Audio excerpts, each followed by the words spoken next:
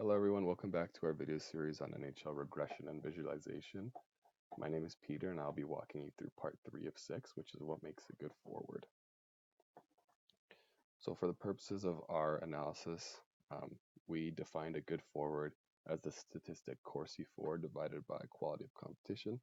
And this is something that's used by a lot of stat fanatics out there right now, GMs, coaches, to actually determine what makes a good player versus just using goals or assists that might have been used in the past. This seems to encapsulate both of those a lot better than what previous metrics were. And so breaking down this number, Corsi for is the shots attempted while at even strength play. This includes goals, missed shots, blocked shots, and that number is divided by the quality of competition. So essentially, each player around the league is assigned a value that ranks how good they are as an opponent and how tough they are to play against. And so, what does that really mean? For the purposes of our video, um, all you need to know is that that's what we've established as the benchmark for what makes a good player. And so, what did we actually find were the top 3 predictors in our analysis of what makes a good player? The first was time on ice divided by quality of competition. So, this seemed to have the most impact on whether you received a good score on your Corsi for divided by quality of competition or not. And that essentially means that the more time on ice you spent against higher level competition, the better score you got. The second was Corsi for divided by quality of team. So um, if you had a high Corsi for when the team was ranked high, then you also received, this also had an influence in predicting whether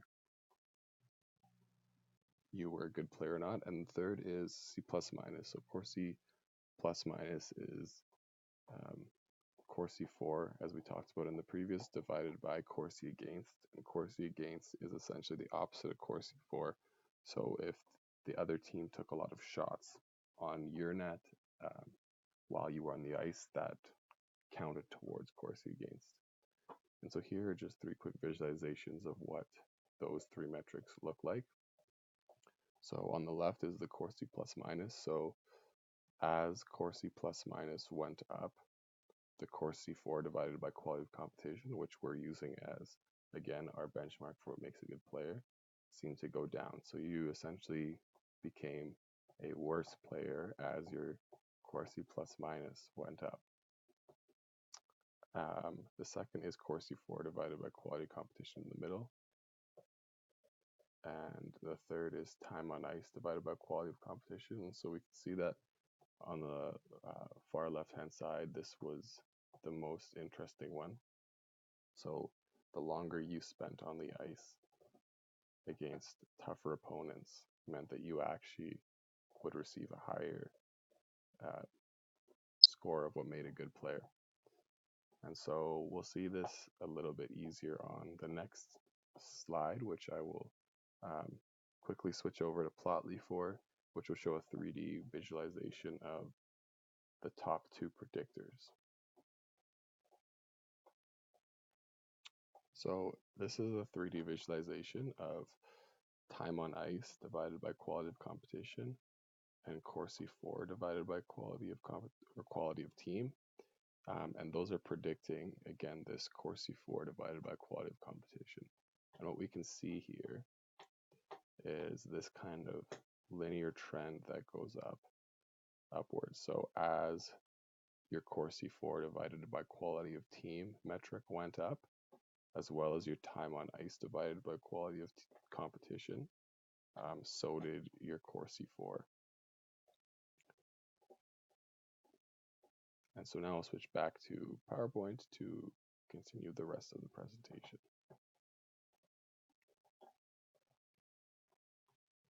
So a few interesting insights from both our visualizations and our regression was that goals and assists weren't even the top 3 most influential predictors.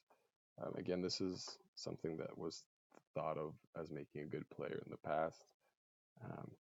And based on our regression, it seems that those aren't the most significant indicators in what makes a good player. And the second is that playing against better competition seems to raise your play. So if we think about this um, in other terms, do you think you're more driven when you surround yourself against smarter people, more accomplished people? And the answer for me, I know, is yes. When I'm pushed more by those around me, I seem to perform better. So what forwards actually have the highest Corsi for divided by quality of competition? The first was Mark Friedman. This is a player that, if you're not familiar with hockey, not many people actually know. So that was interesting that, the big names that you would think would be ranked as the best players didn't actually show up on the top of the list for this metric. Um, and so Mark Friedman is actually the one on the left, but I just used two pictures to show that 99% of people wouldn't actually know who this was.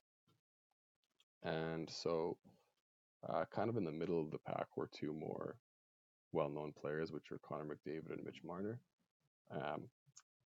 They scored relatively average on their Corsi for divided by quality of competition, which was an interesting insight for us to say that maybe the players that were shown most on TSN and SportsCenter weren't necessarily the most high impact players on their team in terms of this metric.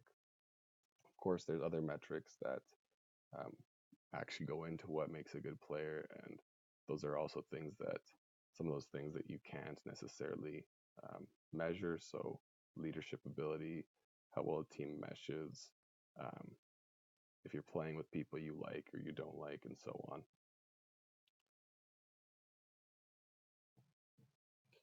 So that concludes part 3 of our NHL regression and visualization series. Part 4 will be what makes a good defenseman, and stay tuned for that video where Yeppe will go over the details on that. Thank you.